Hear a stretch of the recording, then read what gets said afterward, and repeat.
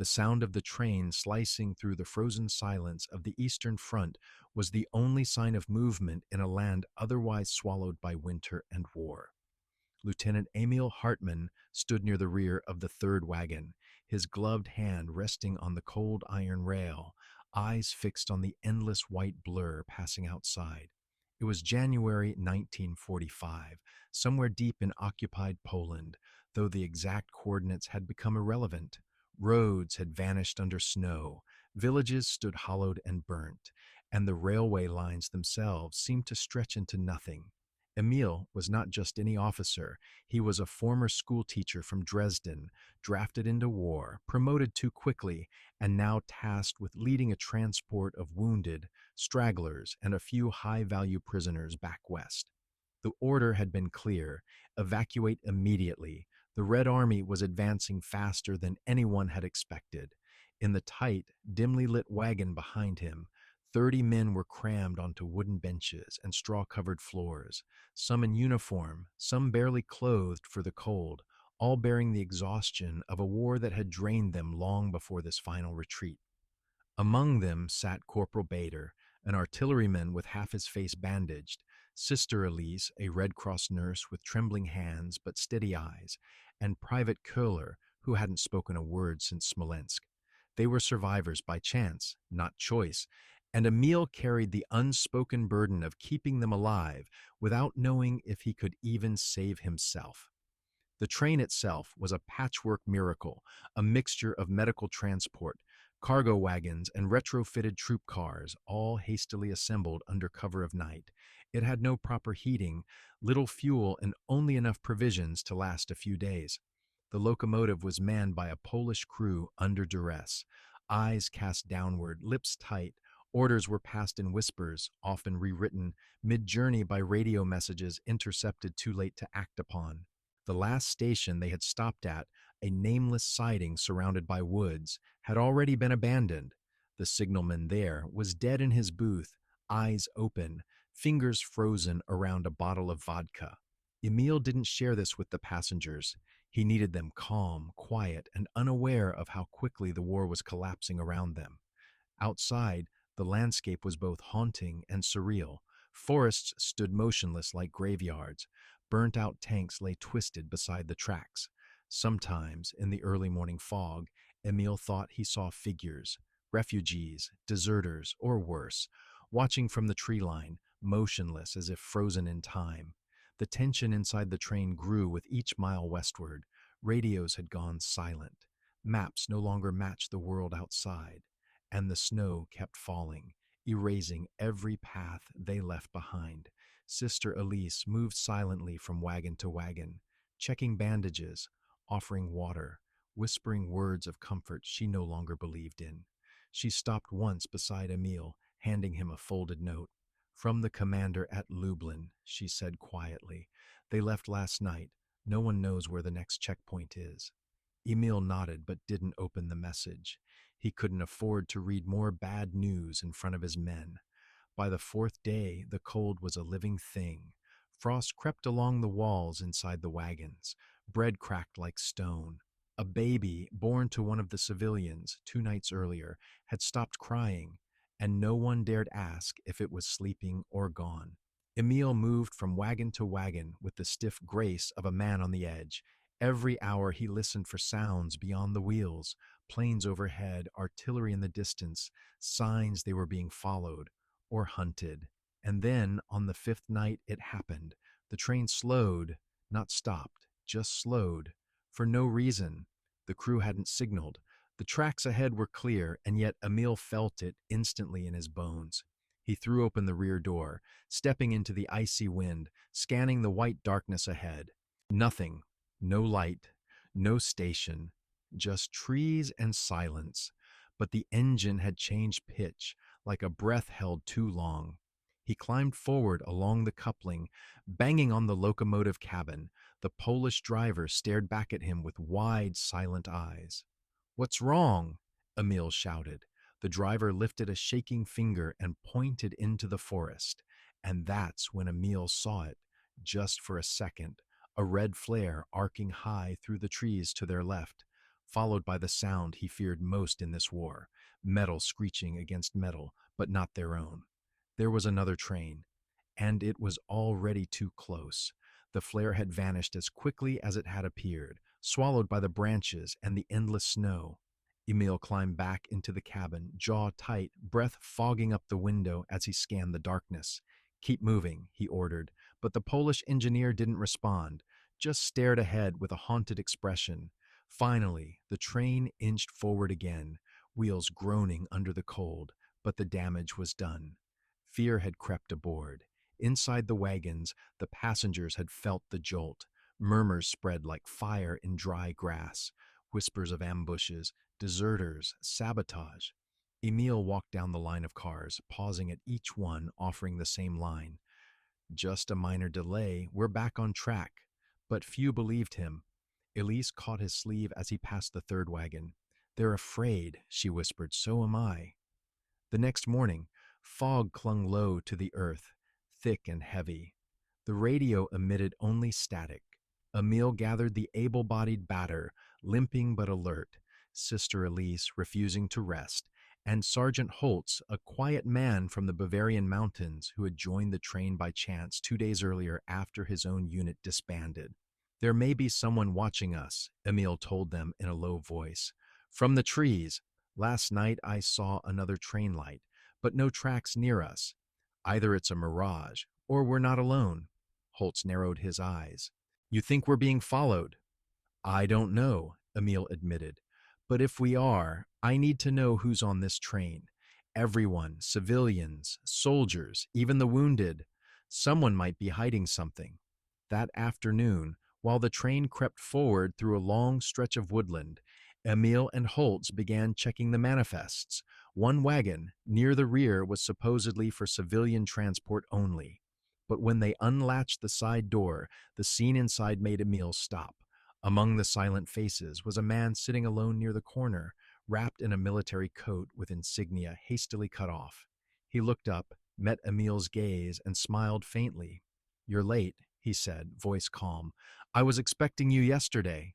His name, he claimed, was Victor Neumann, a liaison officer from the intelligence division, though he carried no documentation. "I was supposed to be extracted in Krakow," he explained, "but the Soviets moved too quickly. So I found your train." Emil didn't like any part of that answer. Newman spoke German fluently, with a northern accent, too clean, too smooth. He claimed to know things, enemy positions, safe routes, even which bridges were still intact. Holtz leaned in close after they left the wagon. "I've seen men like that," he muttered. "Not officers, not even spies, just shadows. They don't serve, just survive." Emil debated whether to confine Neumann to a locked car, but the man had made a point. They were lost in territory no longer under command. Roads were unreliable. Bridges could be gone. If Neumann truly knew a way west, could they afford not to listen? That night, the train stopped again, this time not by choice. A section of the track had iced over, and the engine refused to pull uphill. With daylight fading, Emil sent Holtz and Bader to scout the nearby forest edge for shelter. Meanwhile, Elise tended to the frostbitten, tearing strips of cloth from her own sleeves to wrap cold feet. A child whimpered softly in one corner. An old man coughed so hard Emil feared his ribs might snap. Then came the sound, far off but unmistakable. A second engine, a whistle, not friendly. Panic nearly broke out in Wagon 4. Emil had to step inside and shout to calm them. "It's likely an old freight," he lied. "We're not the only ones out here." But he didn't believe it himself. The snow outside had no other tracks, no signs of recent wheels. Whoever was behind them hadn't followed the rails. As Emil stepped out again, Neumann appeared beside him without warning. "They know about your train," he said softly. "They've known since Lublin. But they're not after the wounded. They're after something or someone on board." "Who?" Emil asked, heart racing. Neumann smiled. "That's your job to find out." Later, when Elise cornered him near the water barrels, she asked plainly, "Is this a death train?" Emil didn't answer, but something twisted in his chest at the thought. No one knew where they were going anymore. The orders were vague, the maps were old, and now this mysterious passenger whispered riddles in the dark while the trees seemed to close in around them. Sleep became rare. Fires were banned for fear of detection. The crew began to mutter. One night, the youngest soldier, barely 18, vanished. No note, no sound, just gone from his straw bed. Tracks led into the forest. Holtz followed them for an hour, returned pale and silent. "It's not the cold that's killing us," he said. "It's fear." The next morning, Emil found a single word scratched into the wooden panel of the engine cabin. Zugführer, train commander. A warning or a threat. Something was coming, or had already arrived. The night fell without stars, and the forest around the halted train seemed to pulse with its own silent heartbeat. Emil hadn't slept in over 30 hours. The engines had gone cold, and the last of the coal reserves were almost gone. The train sat still on the frozen track. A black serpent coiled in the woods, its passengers unaware how close they were to the edge of something none of them could define. When the wind shifted, they could hear something faint beyond the trees. Engines, distant but drawing closer. Not trains, trucks, or armored vehicles, the kind that didn't move alone. Emil stood beside Holtz at the front of the locomotive, the small lantern flickering between them. "We can't stay," Holtz muttered. "If that's the Soviets, we'll be overrun in minutes." Emil's jaw tightened. "And if it isn't?" Holtz hesitated. "Then it's worse." He wasn't wrong. There were rumors, German units gone rogue, deserters turned marauders, scavenging the Eastern Front for whatever they could take before the inevitable collapse. They didn't care about sides anymore, only survival. Neumann appeared again, as if materializing from the shadows. His boots made no sound on the snow. "You need to uncouple the last 3 cars," he said calmly. "They're slowing you down. They're your weight." Emil glared at him. "There are 40 people in those wagons." "40," Neumann replied coldly, "who will die whether you leave them or not. At least this way the rest might live." Emil wanted to hit him. Instead, he turned away, gripping the cold railing to stop his hands from shaking. The distant engines were louder now. Lights flickered through the trees, too erratic for a convoy, too deliberate for chance. Holtz whispered, "They're circling." The Polish driver, who had barely spoken since Lublin, crossed himself and muttered a single word, "Partisans." Sister Elise appeared behind them, pale in the lantern glow. "What's happening?" she asked. Emil turned slowly. "We may have to move on foot if the engine fails." "With the wounded?" Her voice cracked. "Half of them can't stand." "Then you'll stay with them," Neumann interrupted smoothly. Elise glared at him. "You don't give orders here." "No," Neumann said. "But I understand war. It doesn't wait for you to make moral decisions." A gunshot cracked in the distance, then another. Closer this time. The sound echoed down the frozen track. Emil ran along the line, boots crunching over ice, shouting for silence. Men looked up from their makeshift beds. Children cried. The air inside the wagons grew hot with panic. Somewhere near the rear, a lantern fell and shattered. Shadows flared and twisted across faces, each one waiting for the inevitable. Then came the whistle, not theirs. A shrill, metallic cry from somewhere down the line. Emil froze. The others heard it too. "Another train," Holtz breathed, but no light followed. Only the hollow echo of the whistle, drawn out and mocking until it faded into the forest again. Neumann's eyes gleamed. "They're not coming for everyone, just for me." It was the first time he had sounded afraid. Emil stared at him. "Who are you?" "Someone your superiors were supposed to keep hidden," Neumann whispered. "But they abandoned me, just as they will abandon you." Before Emil could respond, the forest erupted in chaos. Muzzle flashes lit up the tree line. Bullets tore through the branches above, sparks dancing off the iron sides of the wagons. People screamed. The driver pulled the throttle instinctively, but the wheels only spun uselessly on the ice. "Reverse!" Emil shouted, but it was too late. The line behind was blocked by a derailed freight car they hadn't noticed in the dark. They were trapped. Holtz returned fire from the cabin window, but his rifle jammed after the first few rounds. "They're closing in," he yelled. Emil ducked as glass shattered beside him. He grabbed Elia's arm. Get the wounded below the benches, now. She nodded, voice steady despite the panic. What about you? I'll buy you time. He jumped from the train, snow swallowing his boots as he crouched behind the coupling. The forest glowed in flashes. He could make out figures moving between the trees, quick, methodical, not soldiers, scavengers. But one thing was clear.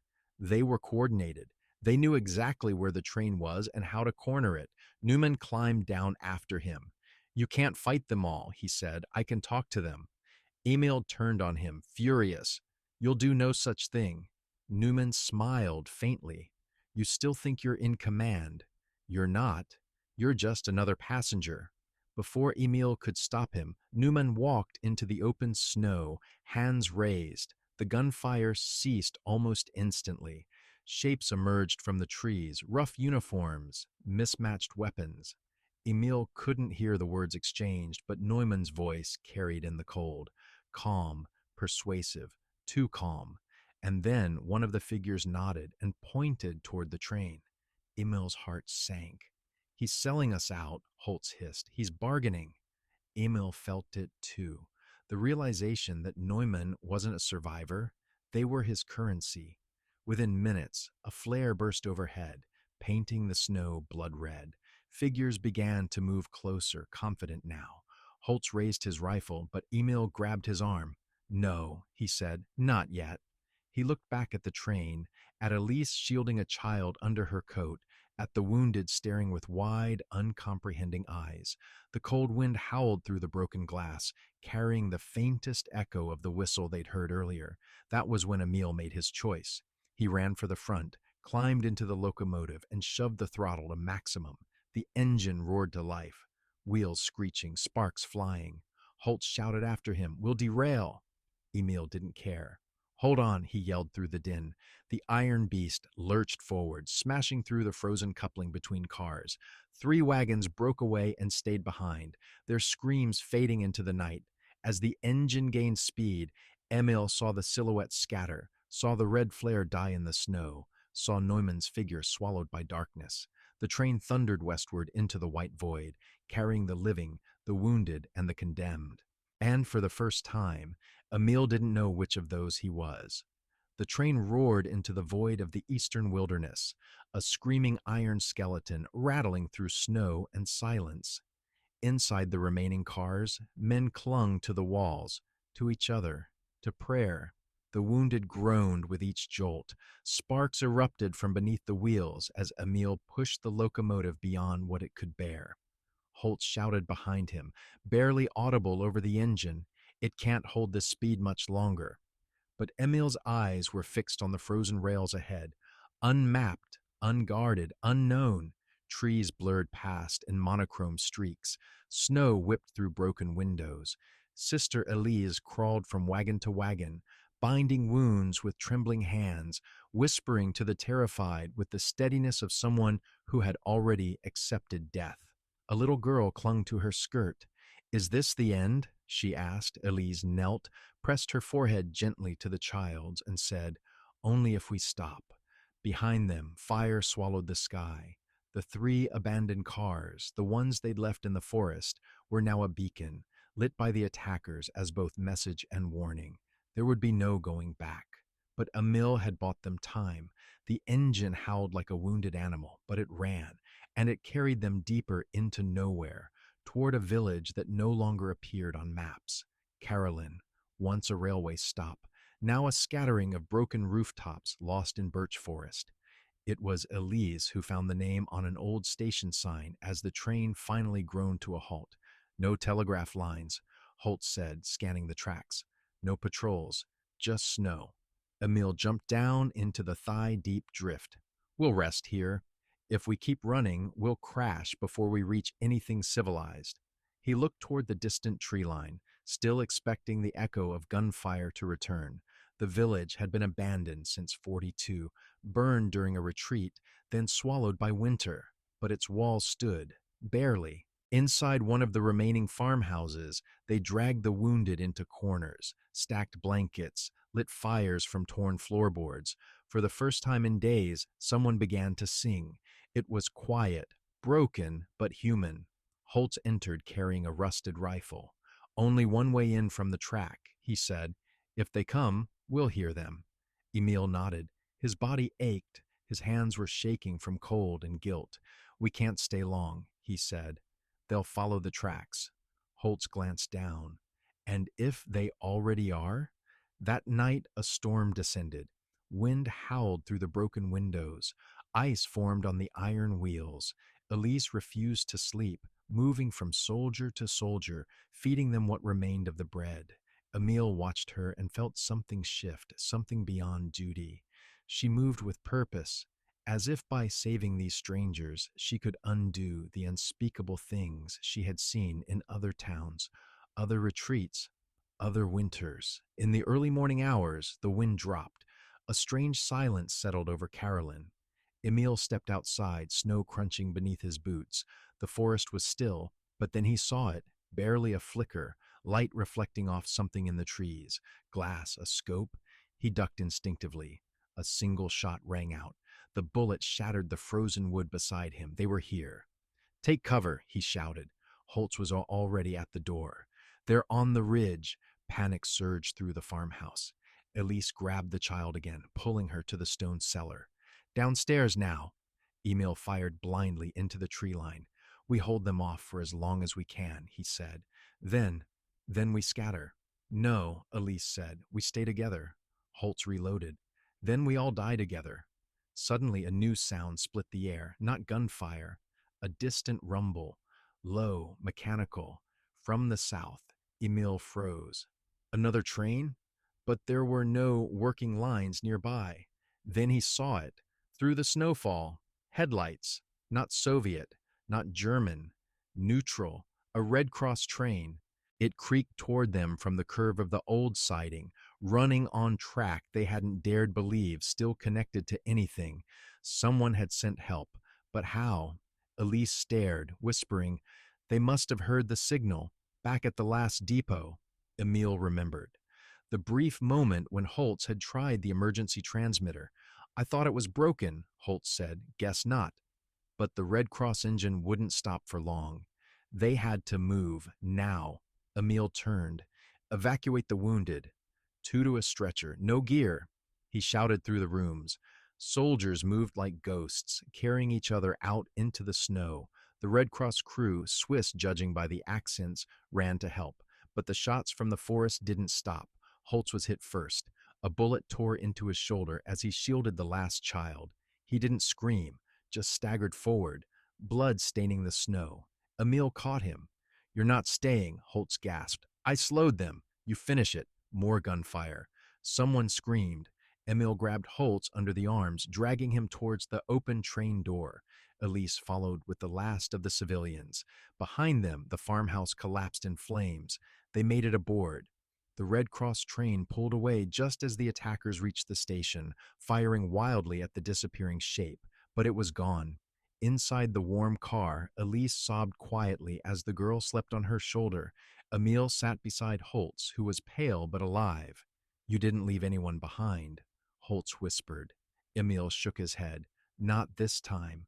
And behind them, the village vanished again into silence. No signs, no names. Just a memory burned into snow and fire.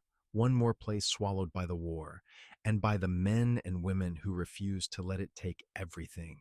Years later, the tracks were barely visible, overgrown with moss and swallowed by time. A few rusted rails still lay beneath the birch trees, twisted by frost and memory. No one passed through Carolyn anymore. Official maps didn't mark it. War diaries barely mentioned it. To the world, it was just one of countless places erased by conflict. But for Emil Beck, it never disappeared. He returned once in the summer of 1951, long after his discharge. The Soviet Union had changed. The borders were tighter, the questions more dangerous. He came posing as a railway consultant, clutching a worn document from the Red Cross archives. No one stopped him as he stepped into the tall grass where the station once stood. The farmhouse was gone. Nothing but stone foundations and charred wood. He stood in silence, removed his cap, and listened. For ghosts, for wind, for something that might explain why he had lived while others didn't. The train that saved them had reached a neutral zone by nightfall. Elise had sat beside him the entire way, her hands wrapped around the girl's shoulders, whispering songs Emil couldn't understand. Holt survived surgery. The child never spoke again, but she stayed close to Elise through every step of the journey west.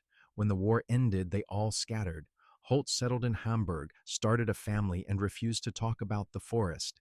Elise worked for the Red Cross another 15 years before disappearing into the quiet of a monastery hospital in Switzerland. Emil received only one letter from her, handwritten, without a return address. In it, she thanked him not for saving her, but for believing the wounded deserved to be saved, even when the world was collapsing. He never replied. He couldn't. Some nights, Emil would dream of the moment the Red Cross train appeared through the snow. Not the gunfire, not the screams, just the beam of light piercing through the forest. He told himself it was a miracle, or at least that someone, somewhere had heard Holtz's brief transmission and decided to act, but most of the world never heard that story. It wasn't printed in newspapers. It wasn't mentioned in any official report. Soldiers from both sides who disappeared in the eastern forests were marked as missing. The train they left on had no documented arrival. Even the Red Cross team couldn't say where they had found them, only that they had spotted a fire and followed the signal. Years later, Emil would sit with veterans and hear other stories: trains lost in snowstorms, convoys swallowed by the woods, entire divisions that simply never returned. And each time he'd wonder if someone had survived, if someone had waited for rescue that never came. The war ended, but some trains never reached their destination. Not all of them were stopped by gunfire. Some were lost by bureaucracy, some by silence, and others by the simple fact that their stories didn't serve anyone's narrative. Carolyn was one of those stories. Before Emil left the site, he placed a small wooden plaque against a tree. It wasn't official. It didn't carry any insignia. It read only, "For the wounded, the nameless, and the ones who stayed behind. May the rails carry their memory." He left it there, turned, and didn't look back. He never told his family the full story. He simply said that once, in the winter of '44, a train ran through the forest with no orders, no maps, and no promise of survival, but carried something more valuable than any mission: hope. And that, somehow, had been enough. While the events of this story are fictionalized, they are inspired by several real reports of lost German and Soviet medical convoys during the winter of 1943-44, particularly in the Pripyat marshes and Eastern Front evacuation routes. Due to poor record-keeping and rapid retreats, numerous trains carrying wounded soldiers and civilians were never officially accounted for. Some were found years later, others never.